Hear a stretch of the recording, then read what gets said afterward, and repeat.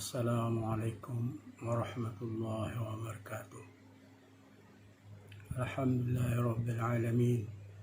Wassalatu wassalamu ala asyrafil mursalin. Sayyidina wa nabiyina Muhammad wa ala alihi wa sahbihi wa barik wa sallim ajma'in. Amma ba'du.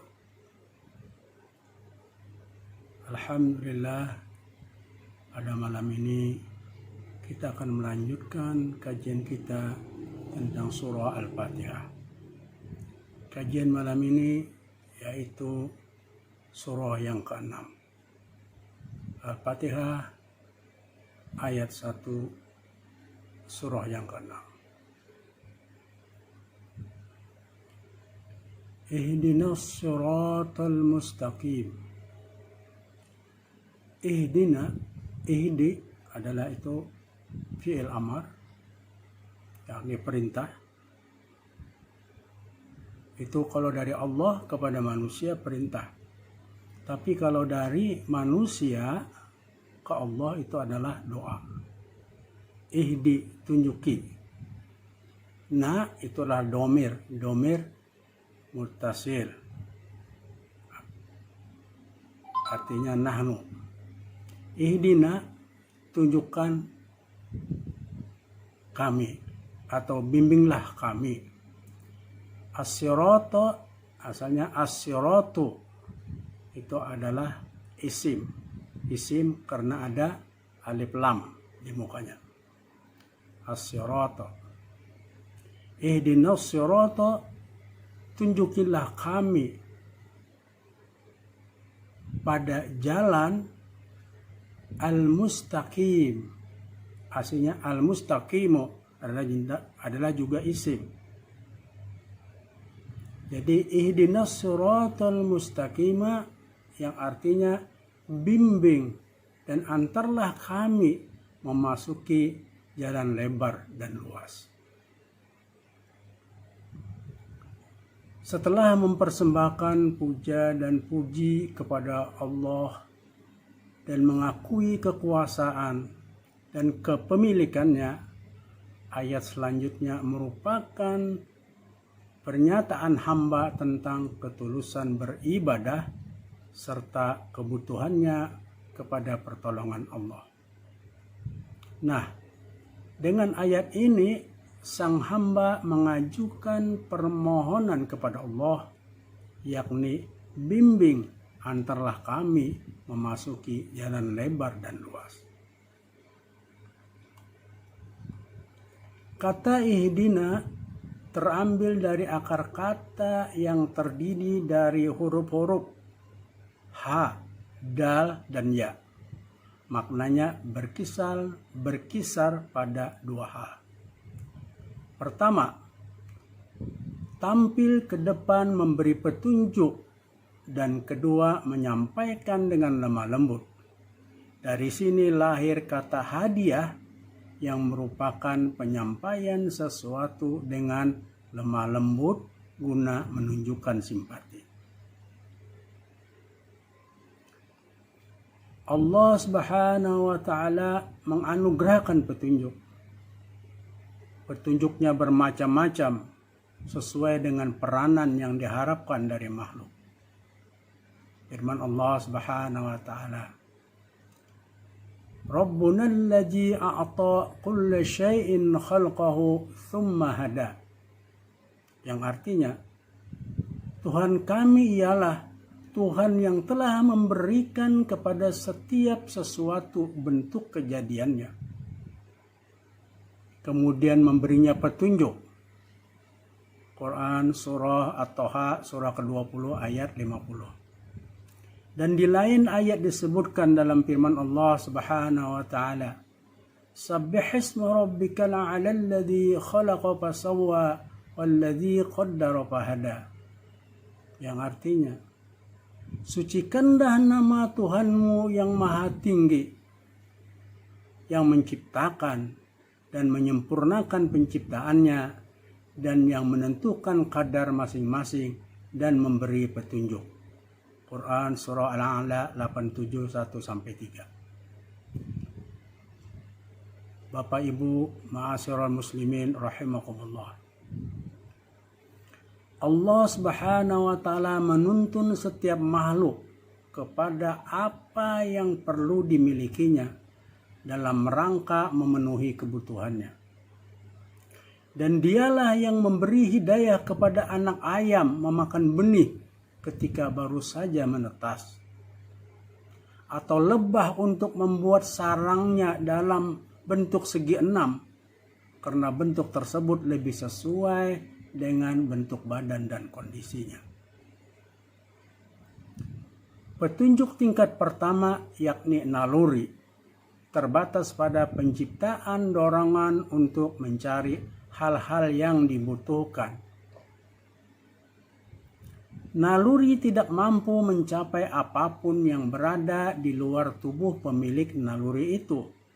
Nah, pada saat datang kebutuhannya untuk mencapai sesuatu yang berada di luar dirinya, sekali lagi manusia membutuhkan petunjuk, dan kali ini Allah menganugerahkan petunjuknya berupa panca indera.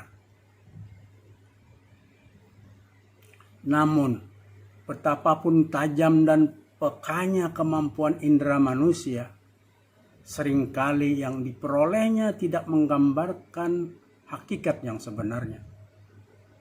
Betapapun tajamnya mata seseorang, ia akan melihat tongkat yang harus menjadi bengkok di dalam air. Yang meluruskan kesalahan panca indera adalah petunjuk Allah yang ketiga, yakni akal.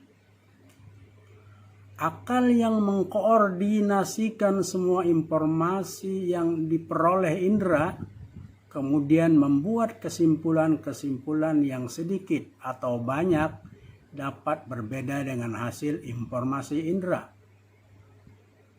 Tetapi, walau petunjuk akal sangat penting dan berharga, ternyata ia hanya berfungsi dalam batas-batas tertentu dan tidak mampu menuntun manusia keluar jangkauan alam fisika.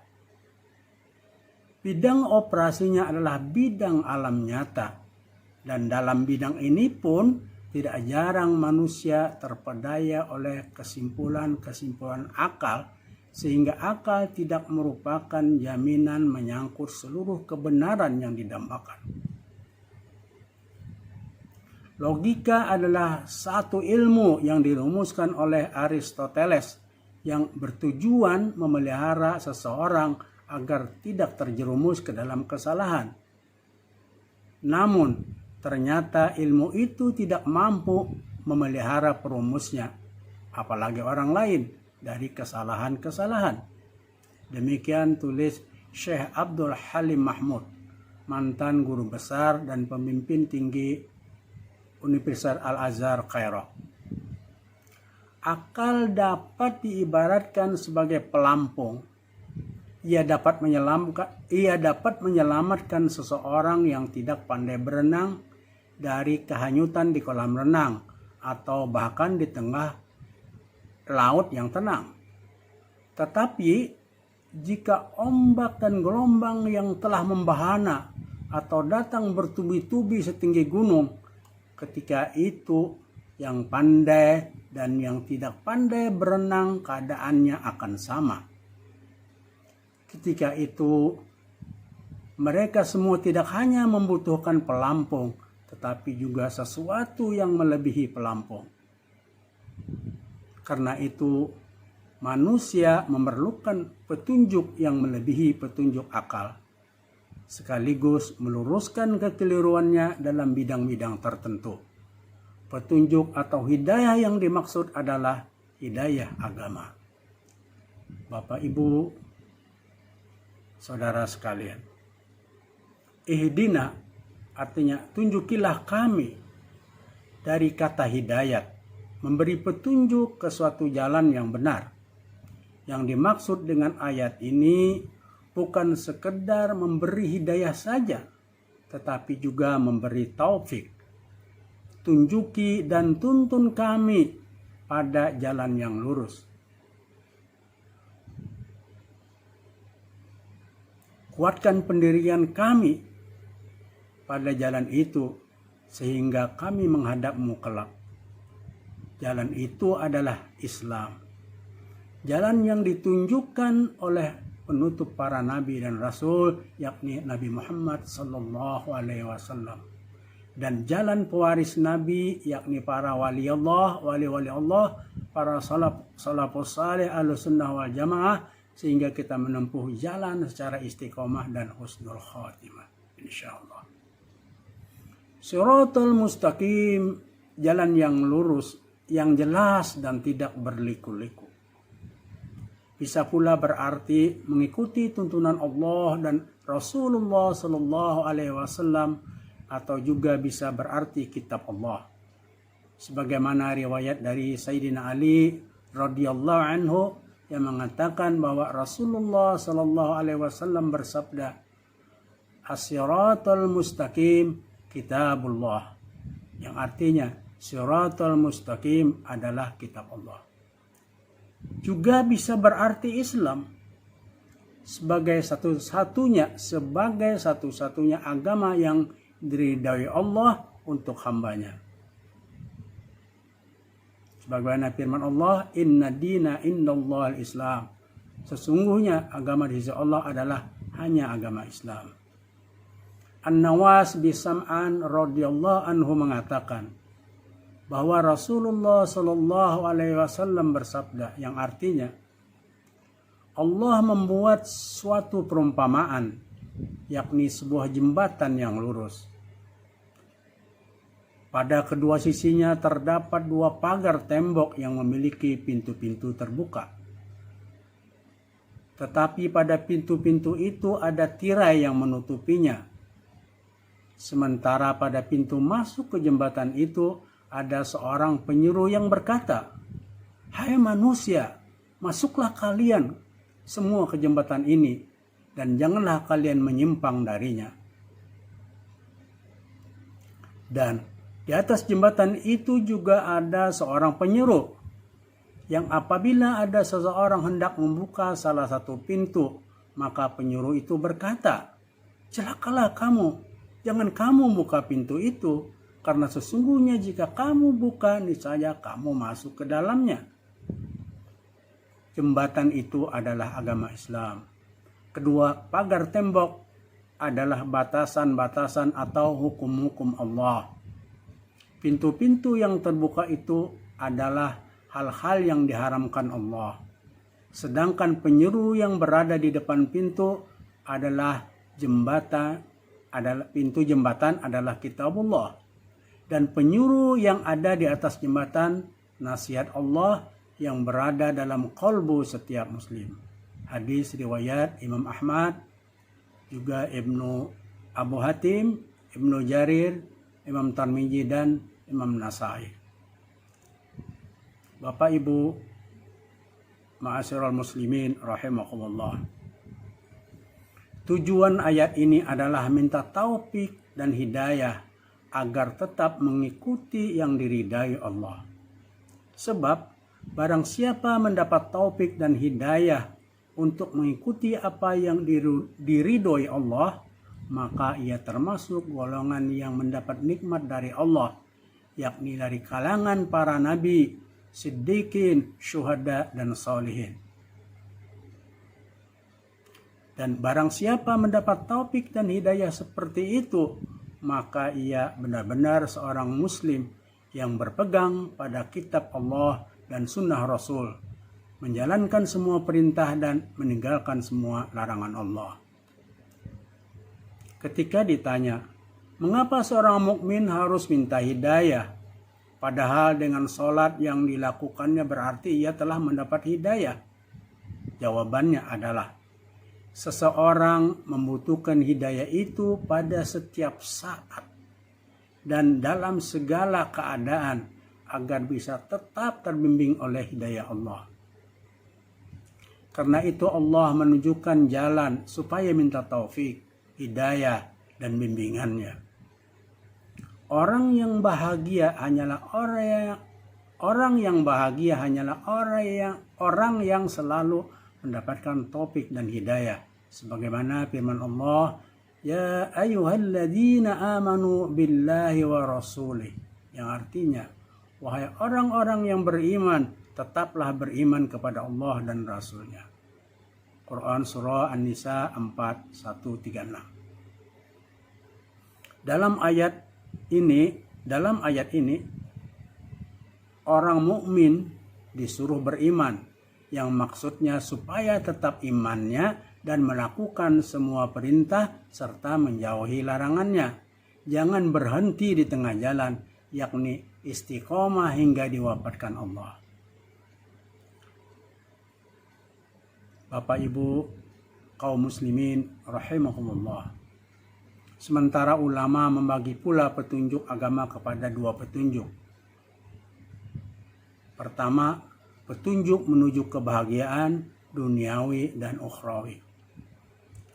Cukup banyak ayat yang menggunakan akar kata hidayah yang mengandung makna ini. Misalnya, wa innaka latahdi ila siratim mustaqim, dan sesungguhnya engkau Muhammad memberi petunjuk ke jalan yang lurus. Quran Surah Asy-Syu'ara surah 42 ayat 52. Atau wa amma samudu fahadainahum fastahabbul ama 'alal huda, yang artinya, dan adapun kaum Samud, maka kami, kata Allah, telah memberi mereka hidayah, tetapi mereka lebih senang kebutaan, yakni kesesatan, daripada hidayah. Quran Surah Al-Fusilat surah 41 ayat 17. Kata hidayah yang pelakunya manusia adalah hidayah dalam bentuk pertama ini. Kedua, petunjuk serta kemampuan untuk melaksanakan isi petunjuk ini tidak dapat dilakukan kecuali oleh Allah Subhanahu wa taala. Karena itu ditegaskan bahwa innaka la tahdi man ahbabtu walakinnallaha yahdi may yasha, yang artinya sesungguhnya engkau Muhammad tidak dapat memberi petunjuk walaupun orang yang engkau cintai, tetapi Allah yang memberi petunjuk kepada siapa yang dikehendakinya. Quran Surah Al-Qasas ayat 56. Pakar tafsir Tahir Ibnu Asyur membagi hidayah kepada 4 tingkatan, yaitu pertama, apa yang dinamainya al-quwa al-muharikah wa al-mudrikah, yakni potensi penggerak dan tahu. Potensi ini mengantar seseorang dapat memelihara wujudnya. Banyak hal yang dicakupnya, bermula dari naluri bayi menyusu atau menangis ketika sakit, sampai kepada perasaan yang mengantarnya menyingkirkan bahaya dan ancaman,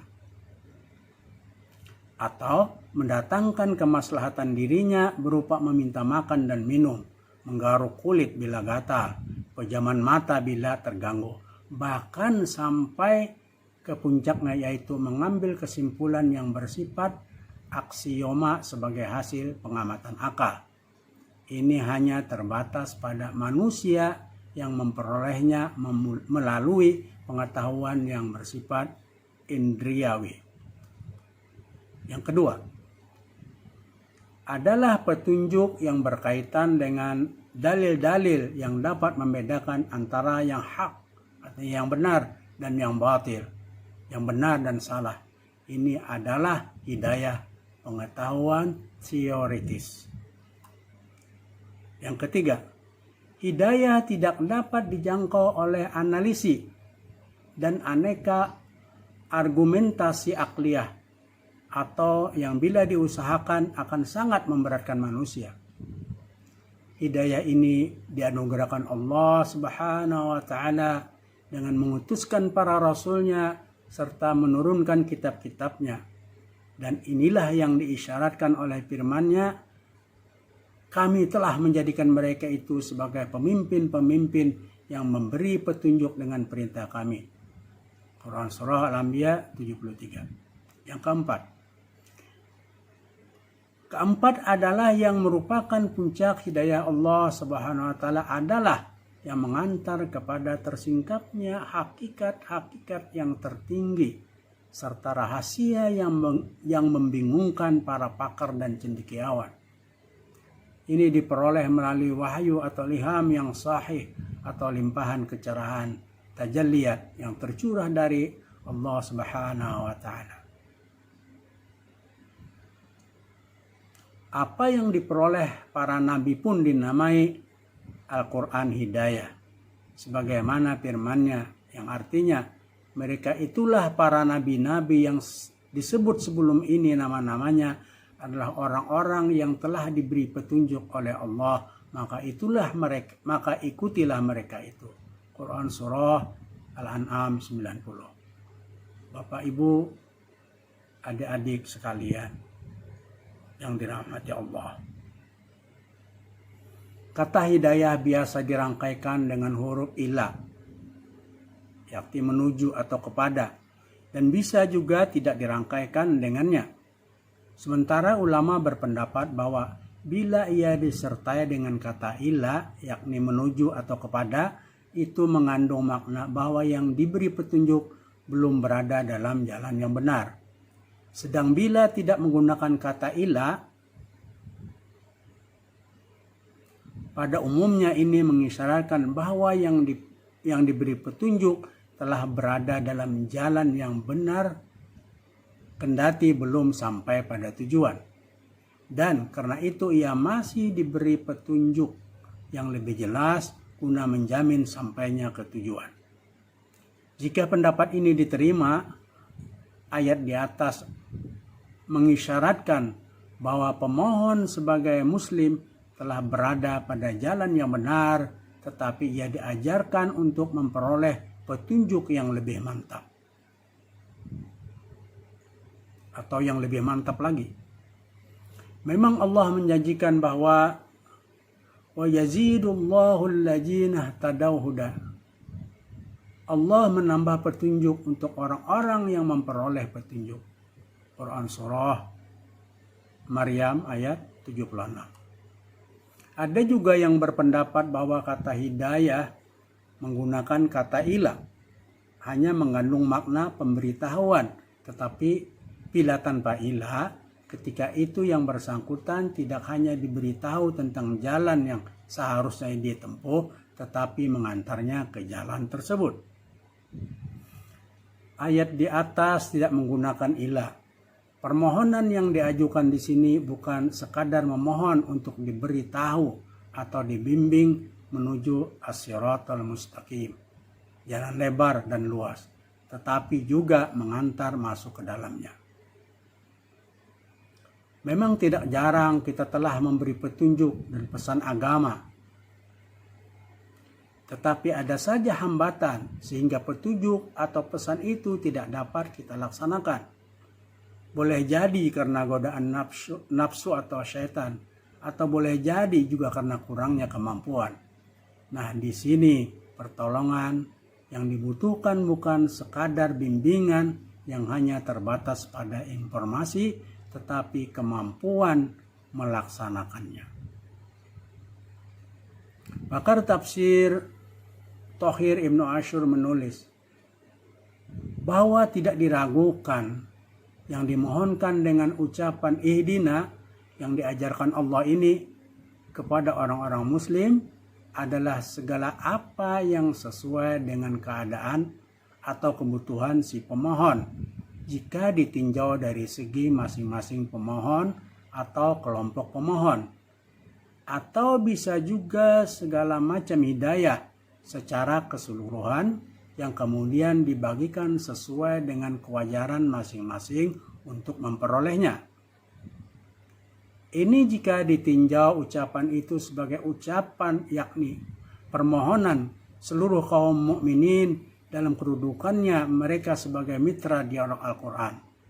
Baik ini maupun itu, yang jelas bahwa permohonan itu bisa dalam arti permohonan hidayah yang selama ini belum diperoleh, atau kesinambungan dan kemantapan atau peningkatan hidayah yang telah diperoleh orang-orang tertentu atau yang telah diperoleh oleh semua manusia seperti hidayah naluri. Bapak Ibu, adik-adik sekalian yang dirahmati Allah, tidak tertutup kemungkinan untuk memahami permohonan hidayah di sini dalam arti yang lebih luas dari sekedar permohonan hidayah agama, yakni mengaitkan permohonan tersebut dengan segala bentuk ragam dan tingkat-tingkat hidayah Allah Subhanahu wa taala yang dikemukakan sebelum ini. Dengan demikian, ayat ke-6 dari surah Al-Fatihah ini dapat dipahami dalam arti sebagai permohonan agar kiranya Allah Subhanahu wa taala menganugerahkan kepada si pemohon melalui naluri panca indera, akal, dan agama kemampuan untuk mencapai jalan lurus lagi luas itu, sehingga as-siratal mustaqim, yakni jalan lebar dan luas, tidak saja dirasakan di dalam naluri atau dilihat, dicium, didengar, dan diraba oleh panca indera, tetapi juga dibenarkan oleh akal, serta dari saat ke saat memperoleh bimbingan dan pengetahuan yang bersumber dari Allah Subhanahu wa taala, kemudian diberi pula kemampuan untuk melaksanakannya. Kalau makna yang bersifat di atas diterapkan pada aneka makna hidayah dalam pandangan Tahir Ibnu Asyur, itu berarti bahwa permohonan hidayah ini mencakup hidayah tingkat pertama sampai dengan hidayah keempat, seperti telah disebutkan sebelumnya. Jika permohonannya adalah orang-orang mukmin yang tidak mencapai tingkat kenabian, maka hidayah keempat yang dimaksud adalah hidayah dalam bentuk ilham dan tajalliyah, yakni kecerahan hati yang melahirkan pandangan yang jelas tentang sesuatu, bukan wahyu sebagaimana diperoleh oleh para nabi. Kata as-sirat terambil dari kata saroto, dan karena huruf sin dalam kata ini bergandengan dengan huruf ro, huruf sin terucapkan sot, siroto, sirot, atau zirat. Asal katanya sendiri bermakna menelan, jalan lebar yang dinamai sirot karena demikian lebarnya sehingga ia bagaikan menelan si pejalan. Sirot dapat dibaca dengan sod, sin, atau zai dan tidak merubah arti. Kata sirot ditemukan dalam Al-Quran sebanyak 45 kali. Kesemuanya dalam bentuk tunggal. 32 kali diantaranya dirangkaikan dengan kata mustaqim. Selebihnya dirangkaikan dengan berbagai kata seperti as-sawi, sawa, dan al-jahim. Selanjutnya, bila sirat dinisbahkan kepada sesuatu, penisbahannya adalah kepada Allah Subhanahu wa taala, seperti kata siratoka, yakni jalanmu, atau sirati, jalanku, atau sirat al-hamid, jalan Allah yang maha mulia lagi maha terpuji. Dan kepada orang-orang mukmin yang mendapat anugerah nikmat ilahi seperti dalam ayat Al-Fatihah ini, siratal ladzina an'amta alaihim. Saya ulangi. Selanjutnya, bila syirat dinisbahkan kepada sesuatu, penisbahannya adalah kepada Allah Subhanahu wa taala, seperti kata siratoka, jalanmu, atau sirati, jalanku, atau siratul hamid, jalan Allah yang maha mulia lagi maha terpuji. Dan kepada orang-orang mukmin yang mendapat anugerah nikmat ilahi seperti dalam ayat Al-Fatihah ini, siratal ladzina an'amta alaihim. Ini berbeda dengan kata sabil yang juga sering diterjemahkan dengan jalan. Kata sabil ada yang berbentuk jamak seperti subulas salam, jalan-jalan kedamaian. Ada pula yang tunggal yang dinisbahkan kepada Allah seperti sabilillah, atau kepada orang bertakwa seperti sabilal muttaqin, atau juga dinisbahkan kepada syaitan dan tirani seperti sabilat taghut, atau orang-orang yang berdosa seperti sabilul mujrimin. Bismillah.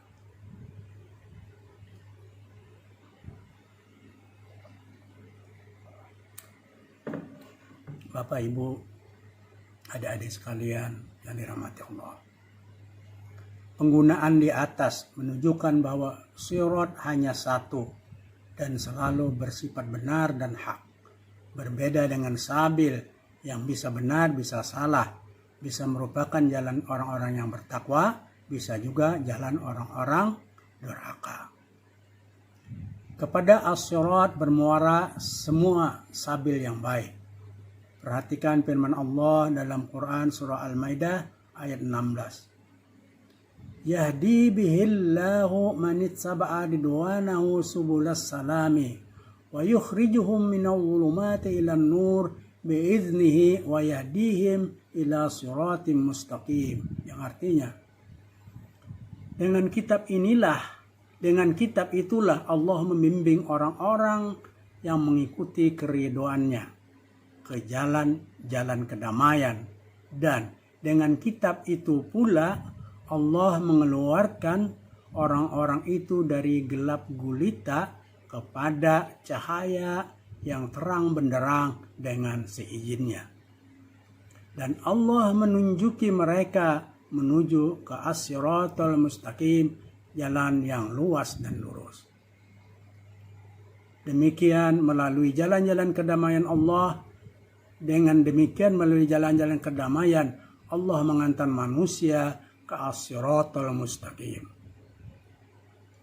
Sirat bagaikan jalan tol. Kita tidak dapat lagi keluar atau tersesat setelah memasukinya.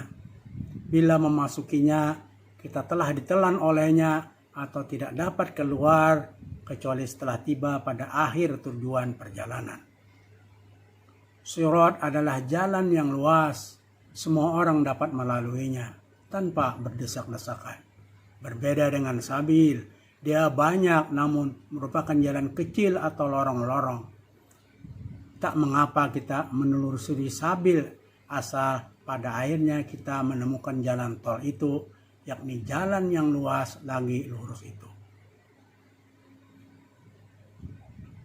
Apa yang dikemukakan ini mengantar seorang muslim untuk berlapang dada menghadapi perbedaan sabil atau pendapat. Apa yang dikemukakan ini mengantar seorang muslim untuk berlapang dada menghadapi perbedaan sabil atau pendapat-pandangan selama pandangan itu tidak mengantar ke as-siratal, selama pandangan itu dapat mengantar ke as-siratal mustaqim. Saya ulangi.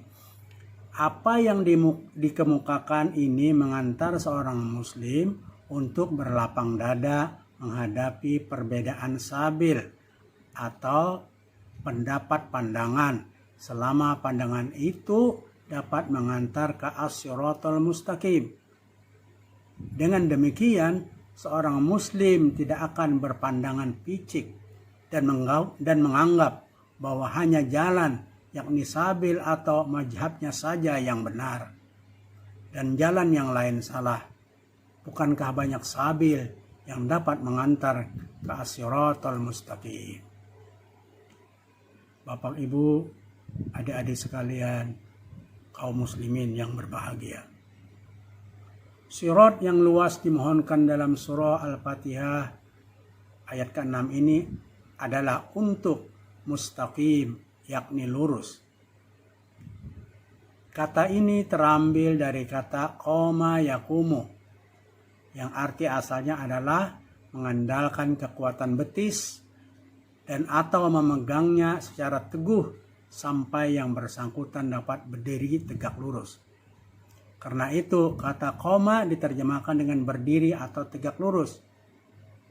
Dalam surah Al-Fatihah ini kata mustaqim diartikan lurus. Dengan demikian yang diharapkan bukan hanya sirat, yakni jalan yang lebar dan luas, tetapi juga yang lurus.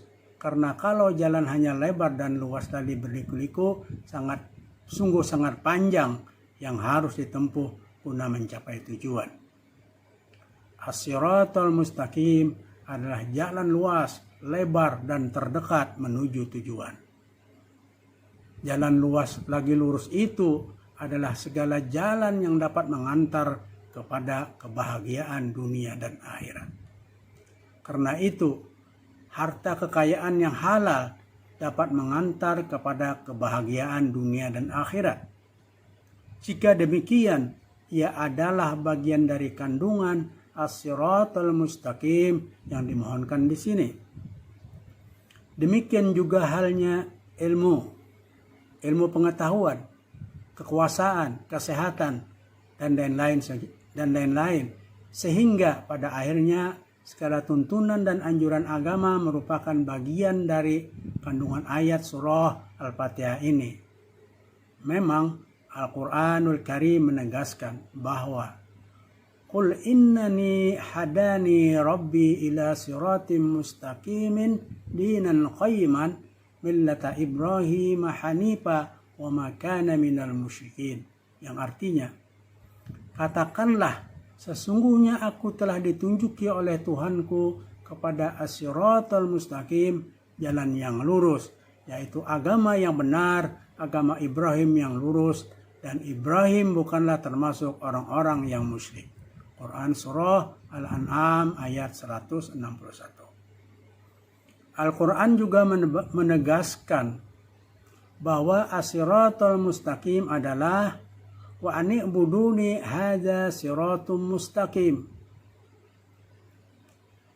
yang artinya dan beribadahlah kepadaku, inilah sirat al-mustaqim. Surah Yasin ayat 61. Ibadah yang dimaksud adalah ibadah dalam pengertiannya yang luas, yang mencakup segala kegiatan manusia, pasif maupun aktif.